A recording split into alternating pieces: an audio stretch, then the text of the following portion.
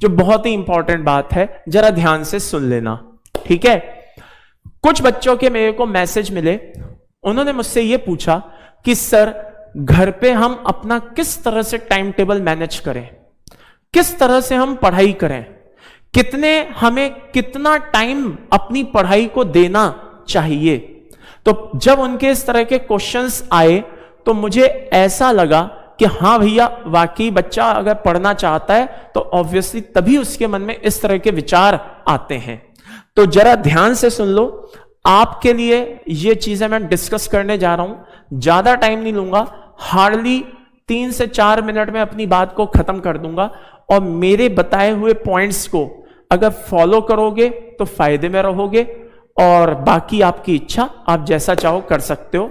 तो जरा ध्यान से सुन लेना। पहली बात, नंबर 1, कुछ बच्चों के स्कूल मॉर्निंग में होते हैं, कुछ बच्चों के स्कूल दोपहर के शिफ्ट के होते हैं। कोई भी स्कूल मॉर्निंग का हो या इवनिंग का हो, जैसा भी हो, उसको बीच में एक टाइम तो मिलता है। अगर मॉर्निंग का देखूं स्कूल तो इवनिंग में टाइम मिलता है, इवनिंग का स्कूल देखूं तो मॉर्निंग में टाइम मिलता है। तो ऐसे बच्चे को पढ़ाई करने का जो तरीका है वो जरा ध्यान से अच्छे से सुन ले। मान लो मैंने 5 से 6 घंटे 5 to 6 आवर्स मान लो मैंने स्कूल के निकाल दिए 2 मिनट के लिए। मान लो मैं सुबह 7 बजे स्कूल गया, और मान लो कि मैं 12 बजे स्कूल से वापस आया, या मान लो मैं 1 बजे स्कूल से वापस आया। मुझे सबसे पहले क्या करना है, प्लीज मेरी बातों को ध्यान से सुनना। ये चैट फैट को भूल जाओ, इनको करने दो मस्ती, तुम सिर्फ मेरी बात को ध्यान से सुनना। जो रैंक लाना चाहते हैं, जो वाकई बोर्ड में कुछ अच्छा करना चाहते हैं, जो मेंस एडवांस में रैंक लाना चाहते हैं, वो मेरी बात को बहुत वॉच करना, बहुत माइन्यूटली सुनना। मान लो कि आप 1 बजे स्कूल से आए या 2 बजे आप स्कूल से आए, सबसे पहले आकर के आपको चुपचाप खाना खाना है, और खाना खाने के बाद एक छोटी सी नींद लेनी है, कम से कम मिनिमम 1 आवर की, 1 घंटे की नींद आपको लेनी है। ऐसा करने से स्कूल का जो आपके दिमाग पे प्रेशर होगा वो खत्म हो जाएगा। मैं मान के चलता हूं कि आप 4 बजे उठ गए सो करके, या मैं मान के चलता हूं कि आप 5 बजे उठ गए, या वैसे मैं मान के चलता हूं कि आप 4 बजे कम से कम सो करके उठ गए। 4 साढ़े 4 बजे तक आप सपोज सो करके उठ गए। अब आप उठे, उठने के बाद ध्यान से सुनना, बहुत से बच्चे क्या करते हैं, नॉन स्टॉप 2-2 3-3 घंटे पढ़ाई करते हैं। गलत करते हैं। नॉन स्टॉप 2-2 3-3 घंटे ना सिटिंग नहीं देनी चाहिए। मैं कभी भी, जहां मैं पढ़ाता हूं कोटा में, हम लोग कभी भी बच्चों को लगातार 2-2 3-3 घंटे बैठने की, सिटिंग देने की हम तो कभी सजेशन नहीं देते। हम उनसे क्या कहते हैं, मैक्सिमम 1 आवर 30 मिनट्स लगातार बैठो, उसके बाद कम से कम 15-20 मिनट या आधे घंटे का गैप लो। क्यों? बायोलॉजी भी कहती है बेटा, साइंस कहती है कि कोई भी इंसान 50 मिनट या 1 घंटे से ज्यादा लगातार कंसंट्रेशन नहीं बैठा सकता। अगर आप 1 घंटे से ज्यादा बैठे हुए हो, 1.5 घंटे, 2 घंटे, 3 घंटे अगर आप बैठे हुए हो, तो ध्यान रखना आप सिर्फ फिजिकली वहां पे बैठे हुए हो, अब आपका मन पढ़ाई में नहीं है। और ध्यान रखें, जहां मन आपका पढ़ाई से हटा, आपको वो सब्जेक्ट परेशान करने लगता है। बात समझ में आ रही है? तो वेरी सिंपल, आपको करना क्या है, कम से कम 1.5 घंटे आपको बैठना है लगातार, और उसके बाद 15-20 मिनट, आधा घंटे का आपको गैप देना ही देना है। उसके बाद क्या करना है, ध्यान से सुनो। मान लो आपने पहले फिजिक्स पढ़ी फ्रेश माइंड से, क्या पढ़ी, फिजिक्स, और उसके बाद आप किस पे कूद गए, अगले 1.5 घंटे आप किस पे पढ़ने लगे, मैथ्स को पढ़ने लगे। तो देखो भाई, फिजिक्स में भी कैलकुलेशन है और मैथ्स में भी कैलकुलेशन है। दिमाग हमारा है, ऑब्वियसली ये क्या हो जाएगा बेटा, हीटअप हो जाएगा, बर्न हो जाएगा। बात समझ में आ रही है? तो हॉट हो जाएगा, हीटअप हो जाएगा। हमें इसको उतना ही स्ट्रेस देना है जितना कि हमारा दिमाग स्ट्रेस झेल सके। तो क्या करना चाहिए, बहुत सिंपल तरीका बता रहा हूं।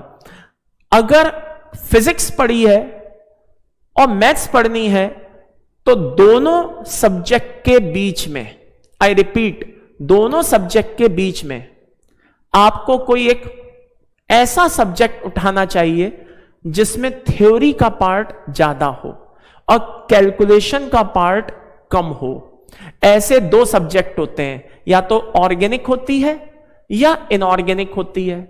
तो जब भी आप ऐसे सब्जेक्ट देखो फिजिक्स और मैथ्स, तो उसके बीच में या तो ऑर्गेनिक को रखो या इनऑर्गेनिक को रखो। रीजन, इनमें थ्योरेटिकल पार्ट होता है, आपके ब्रेन पे स्ट्रेस कम पड़ता है, और अगर आपने चीजों को समझा हुआ है, आई रिपीट, अगर आपने चीजों को समझा हुआ है, तो ये आप जब ऐसे थ्योरेटिकल चैप्टर पढ़ोगे तो वो आपके अंदर पॉजिटिविटी लाएंगे, आपको पॉजिटिव करेंगे, आपका मूड फ्रेश हो जाएगा, आपको लगेगा कि आज तो मैंने वाकई बहुत अच्छी पढ़ाई की है। तो दो कैलकुलेटिव सब्जेक्ट्स के बीच में, वो कैलकुलेटिव सब्जेक्ट मैथ्स हो सकता है, फिजिक्स हो सकती है, या फिजिकल केमिस्ट्री हो सकती है। तो दो ऐसे सब्जेक्ट जिनमें कैलकुलेशन होती है, आई रिपीट, दो ऐसे सब्जेक्ट जिनमें क्या होती है बेटा, कैलकुलेशन होती है, उनके बीच में हमेशा एक थ्योरी वाला सब्जेक्ट रखना चाहिए। और 1.5 घंटे से ज्यादा लगातार स्टडी नहीं करनी चाहिए, बीच में कम से कम 15-20 मिनट, आधे घंटे का ब्रेक लेना चाहिए। और अगर खाने पीने का टाइम हो गया है, मान लो लंच टाइम हुआ है या मान लो डिनर टाइम हुआ है, वॉट एवर कोई भी टाइम हुआ है, तो उसके बाद तो कम से कम आपको 1 घंटे का ब्रेक लेना बनता है। डिनर टाइम अगर आपने किया है तो उसके बाद मान के चलिए कम से कम आधे से 1 घंटे का आपका ब्रेक लेना बेटा बनता है। बात समझ में आ रही है? ये तो रही बात इन बच्चों की। दूसरी बात, एक बहुत इंपॉर्टेंट बात बताने जा रहा हूं, और ये अक्सर हम लोग कोटा में देखते हैं बच्चों के साथ, अक्सर ऐसी प्रॉब्लम आती है। बहुत से बच्चों को रात में पढ़ने का मन करता है, क्या करेंगे, रात को 9 बजे से, रात को 10 बजे से, रात को 11 बजे से किताब खोल के बैठ जाएंगे, और सुबह की 4 बजे तक, 5 बजे तक क्या करेंगे बेटा, पढ़ेंगे, और जिस समय उठने का टाइम होता है तब घोड़े बेच के सो जाएंगे, और फिर वो अपनी सारी बायोलॉजिकल क्लॉक को बिगाड़ लेते हैं, सारी बायोलॉजिकल क्लॉक की एस की तैस कर लेते हैं। अब आप बोलोगे मैं ऐसा क्यों कह रहा हूं, इसका सबसे बड़ा नुकसान क्या है, तो ध्यान से सुनना।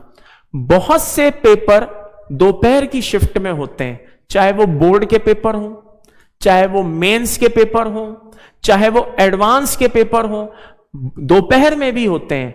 बात समझ में आ रही है?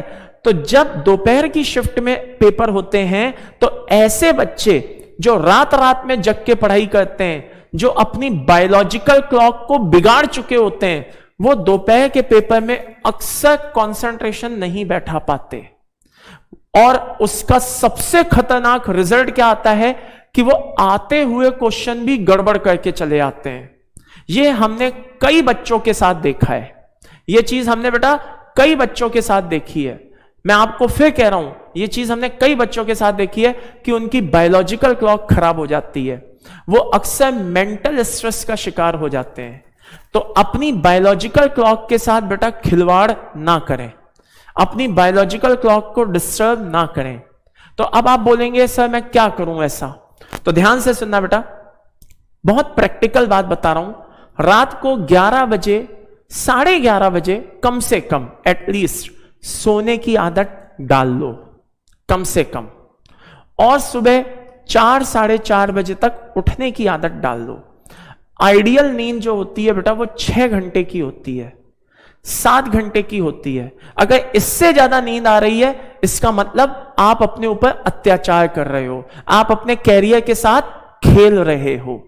इससे ज्यादा नींद निकालने की जरूरत नहीं है, यह खतरनाक हो सकती है। तो 6 से 7 घंटे की नींद निकालिए, सुबह 4:30, 5 बजे उठ करके बैठ जाइए, बढ़िया से अपना फ्रेश होइए, और उसके बाद पढ़ाई में जुट जाइए। ये उन बच्चों के लिए मैं कह रहा हूं स्पेशली, हाँ, जो क्या कहते हैं अपनी बायोलॉजिकल क्लॉक को बिगाड़ चुके हैं, उनको मैं एक बार चाह रहा हूं कि वो अपने आप को एक बार मौका दें, एक बार सोचें और इसको फॉलो करके देखें। अगर फायदा ना हो तो भाई जो कर रहे थे करते रहो, फिर कौन मना कर रहा है। लेकिन ये चीजें हमारी टेस्टेड चीजें हैं, हमने नोटिस किया है और उसके बाद सारी चीजें देखने के बाद मैंने आपको ये सजेशन दिया है। तो ये सारी चीजें नोटिस